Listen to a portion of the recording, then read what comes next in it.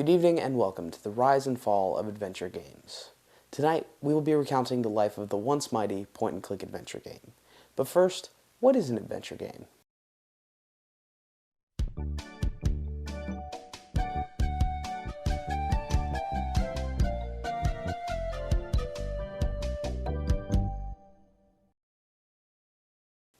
An adventure game is a game that doesn't rely on skill or accuracy to accomplish a goal, but instead relies more on critical thinking and puzzle-solving skills.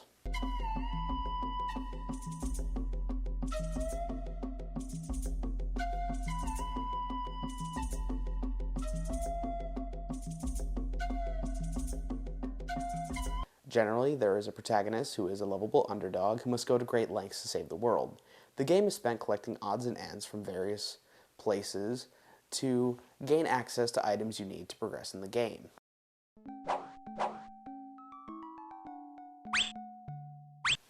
The majority of adventure games were made between the years 1981 and 1998. LucasArts in particular had a very interesting string of adventure games that were probably some of the most iconic of the era, even if the humor was a little absurd. Do you have a reservation? Madre de Dios! Es el Pollo Diablo! Sí, he dejado en libertad los prisioneros y ahora vengo por ti. Well, you're not taking me without a fight!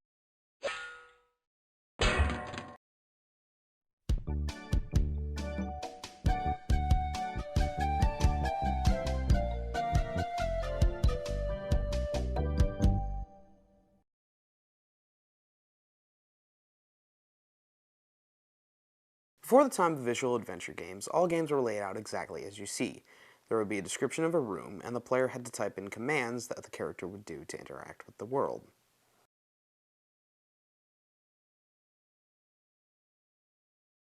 Generally, the stories in these games would be told from the first-person perspective, so as to be more immersive. The very first adventure game was created by William Crowther in 1975. It was simply called Adventure. From there, adventure games would take off.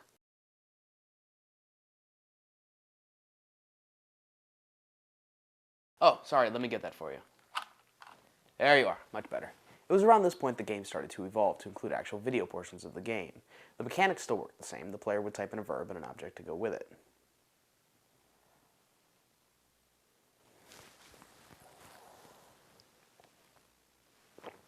That's good, OJ. It was around this time that Sierra Games began to hit it big with their series King's Quest, Space Quest, and Quest for Glory. These games involved a point system that showed how far you had progressed in the game. In 1987, however, the market would change again when programmer Ron Gilbert, working for a small division of a company called Lucasfilm at the time, would create the script creation utility for Maniac Mansion, a brand new gaming engine, which was called SCUM for short. Lucasfilm released the first game to be created out of this engine, called Maniac Mansion. Instead of the player typing in verbs and objects, the player would pick a verb next to the inventory screen, and then use that verb with either something in the inventory or an object on the screen. The verbs themselves were the same and somewhat self-explanatory. Talk allowed you to talk to other characters. Have you heard anything about Bruno the Bigfoot? Who that? Is Bruno the Bigfoot? Look allowed the character to look at objects and describe them to the player, sometimes providing hints. Use allowed the character to use objects in his inventory with things on the screen, or with other things in his inventory which would combine them. Give was used to give things to other characters. Thank you. This is exactly the sort of thing I need for the time capsule. Open and close were generally used for doors and other various objects.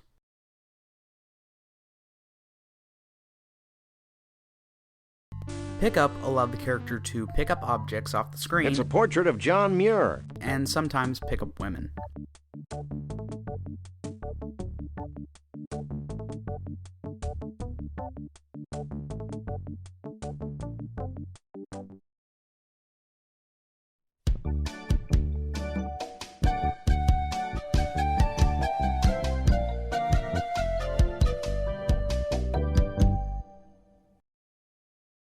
After Maniac Mansion took off, Lucasfilm began working on their second title to be developed on the SCUMM engine. Developed by David Spangler, Ron Gilbert, David Fox, and Matt Cain, Zak McKracken and the Alien Mindbenders was released in 1988.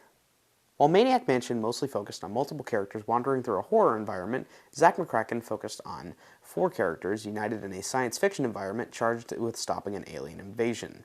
The game takes Zak to a wide range of places, from London to the face of Mars. It's worth note that at this point Lucasfilm enjoyed putting jokes in their games that referenced other games in their lineup. This is where it all began. In Maniac Mansion, you'll find a chainsaw that would be useful for fending off those evil Edisons.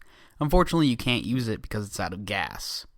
In the next game they did, Zak McKracken, the character will find a can of gas on Mars. The character won't pick it up, though, because they say it's for a different game. This is where the inside jokes began. For their next game, Lucasfilm decided to do an adaptation of one of their biggest movies. In 1989, Lucasfilm released Indiana Jones and the Last Crusade. This game worked very well. It stuck very close to the movie, but it had several different pathways to the finale. To avoid piracy, Lucasfilm required that the player have a copy of the game manual, otherwise it was impossible to complete the game. Following the success of Indiana Jones and the Last Crusade, Brian Moriarty, in 1990, came to Lucasfilm with a new take on adventure games. In 1990, he released Loom. Loom was set in a fantasy setting featuring the main character, Bobbin Threadbare, who set out on a quest to save the world. The interface of this game was changed. Instead of an inventory, the game based itself on spells, which were activated by clicking the right note sequence. The game was well received, but unfortunately fell short of the projected sales figures, so the proposed sequels were never made. The game to follow Loom in the same year was one of the biggest hits the Lucasfilm adventure game line ever saw, The Secret of Monkey Island.